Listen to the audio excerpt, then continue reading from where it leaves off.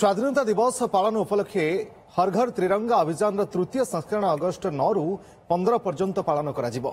ए अवसर में देशवासी को बालुका कला माध्यम सोशल मीडिया डीपी रे त्रिरंगा रखिबाकू अपील करिसेंती अंतर्जातीय बालुका शिल्पी सुदर्शन पट्टनायक। पूरी बेलाभूमि रे आकर्षणीय बालुका कला करी एई वार्ता दैछंती से। ए बालुका कलार उच्चता प्राय 4 फुट एवं लंब 8 फुट रही। बालुका कलारे भारत मानचित्र सहित रही प्रधानमंत्री हाथ में त्रिरंगा धरिथिबार कलाकृति। ए कलाकृति रे 5 टन बाली व्यवहार करा जायछि। याकू तैयारी पई 5 घंटार समय लागिथिला।